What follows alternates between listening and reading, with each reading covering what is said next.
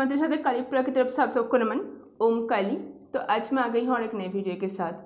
तो जैसे कि आपने थंबनेल में पढ़ लिया होगा, ये वीडियो जो है तारा रहस्यम के ऊपर है, यानी कि देवी तारा के गूढ़ रहस्य के बारे में आपको बताया जाएगा। तो वीडियो शुरू करूँ उससे पहले आप सबसे निवेदन है, अगर आपको मेरा वीडियो अच्छा लगे, ज्ञानवर्धक लगे, उपयोगी लगे तो आप लाइक, कमेंट, शेयर, सब्सक्राइब कर सकते हैं। देवी की सब पे असीम कृपा रहे। ओम काली।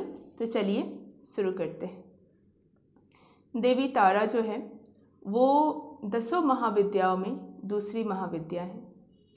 देवी तारा को तारा भी बोला जाता है, उग्र तारा भी बोला जाता है और नील सरस्वती बोला जाता है।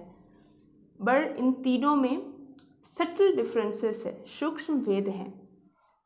तो देवी जो तारा है और देवी काली है, इन दोनों में बहुत सारी समानताएं हैं और बहुत डिफरेंसेस भी हैं।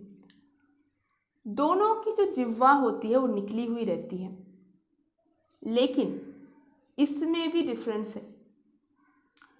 जिह्वा क्यों निकली रहती है, इसका मिथोलॉजिकल रीजन तो ये है कि जब भयानक युद्ध हुआ था, जब शत्रु का रक्त निकल रहा था, तो उस रक्त का पान करने के लिए देवी ने अपनी जिह्वा निकाली थी और वो जिह्वा लपलपाती थी।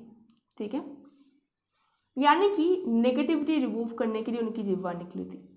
लेकिन इसमें डिफरेंस है कि देवी तारा जो है वो लोल जिह्वांत कारिणी, यानी कि देवी की जिह्वा लपलपाती तो है, लेकिन वो बार बार अपनी जिह्वा को भीतर की तरफ खींचना चाहती है। अब इसका बहुत डीप एनालिसिस है, डीप मतलब है इसका, बहुत ध्यान से समझने की कोशिश कीजिएगा।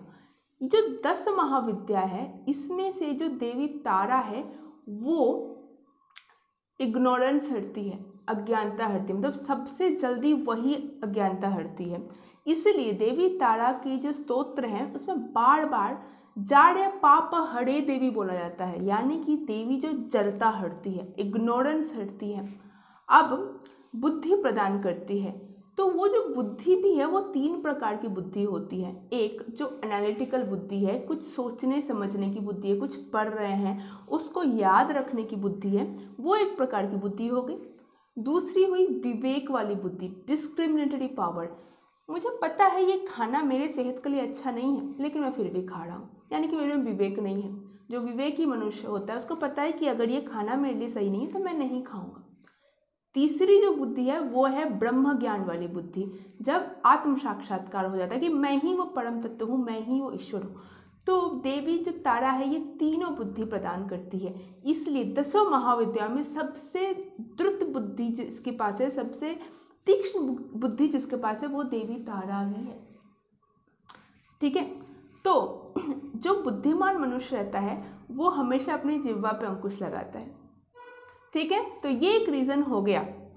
दूसरा रीज़न ये है कि 10 महाविद्याओं में देवी तारा ही सबसे जल्दी वाक सिद्धि भी प्रदान करती है।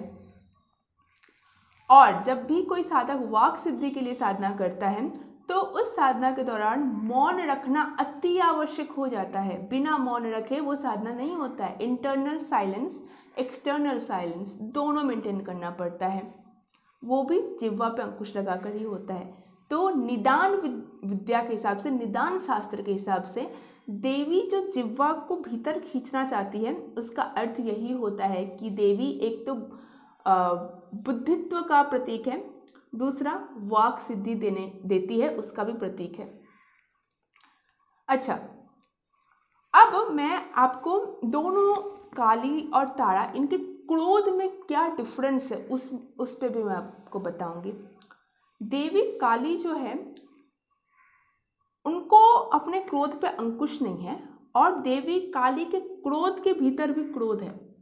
वहीं देवी तारा जो है सौम्य क्रोध धरे देवी, उनके क्रोध में सौम्यता है, उनके क्रोध में क्रोध नहीं है।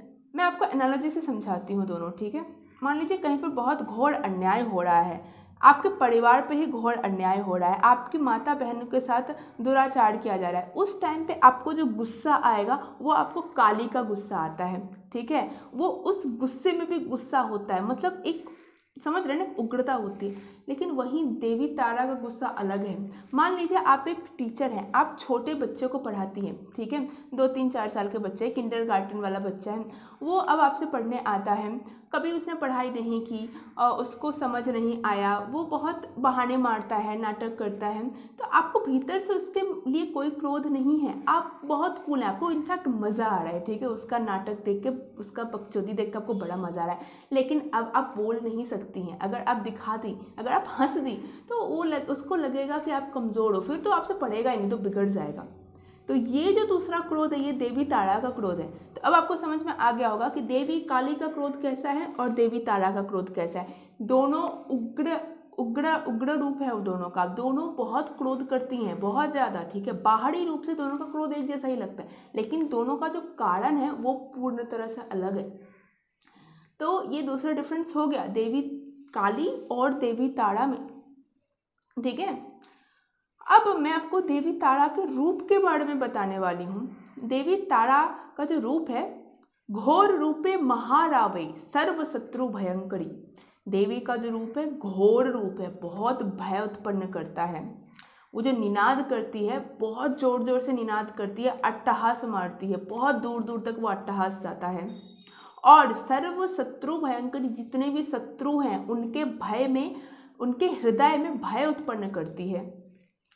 यहाँ पर जब शत्रु की बात आ ही चुकी है तो मैं आपको एक चीज़ और बताना चाहूँगी, और ये अंदर तक आप घुसा लीजिए। ये बात जो मैं आपको बताने वाली हूँ, ये आप जब भी कोई साधना कीजिएगा, ये बात एक बार स्मरण जरूर कीजिएगा, ठीक है। वो बात ये है कि शत्रु जो होता है हमेशा बाहरी शत्रु नहीं, भीतरी शत्रु के बारे में भी बार बार बोला जाता है। भीतरी शत्रु में जो सबसे प्रबल शत्रु है, जो सबसे मूल शत्रु है, वो है अहंकार, देह बोध कि ये देह मेरा है और इस देह का सुख दुख भी मेरा है। ये जो अज्ञानी मनुष्य होते हैं, जिनमें आत्म साक्षात्कार नहीं हुआ होता है, वो सब शत्रु ही हैं देवी के, ठीक है। मैं आपको खुद अपना एक अनुभव आपको बता रही हूँ, अपना एक बात बता रही हूँ जो मैंने इतने साल साधना में सीखा है, और मैंने पहले भी शायद लाइफ में बताया है कि किसी भी शक्ति को अहंकार पसंद नहीं है, किसी भी शक्ति को अहंकार पसंद नहीं है, ठीक है। तो अपने अहंकार को जितना आप समेट सकते हैं समेटिए, आपका अहंकार ही शत्रु है। पता है, अगर आपको आत्म साक्षात्कार मिल गया, अगर आपको मुक्ति मिल गया, तो देवी निराकार रूप ले लेती है, ठीक है। तब आपको देवी भयंकर नहीं लगती है। वो आपका अहंकार ही वही बोलता है कि देवी का रंग ऐसा है, देवी का रूप ऐसा है, देवी हाथ में ये रखती है, देवी खून पीती है, वो सिर्फ आपके अहंकार को लगता है, और वही अहंकार देवी का शत्रु है, ठीक है। अगर आपको देवी के बारे में सुनकर भय लगता है, यानी कि आपका अहंकार प्रबल है, ठीक है।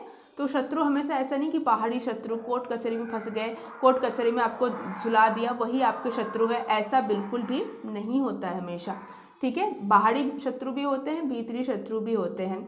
अच्छा, अब देवी तारा का मंत्र सुनिए जो आपको वाक सिद्धि में सहायता करेगा, वो है वंग हड़ुंग हड़ुंग। ये जो वंग है ये वाक सिद्धि में सहायता करता है।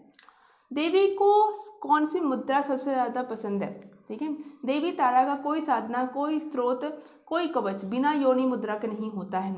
योनि मुद्राम प्रदर्शयेत, हर साधना में देवी को योनि मुद्रा दिखानी ही पड़ती है, यह आवश्यक है। वैसे तो जितनी भी शक्ति साधना होती है उसमें योनि मुद्रा प्रमुख स्थान रखती है, लेकिन खासकर तारा साधना में ये एक नेसेसिटी है।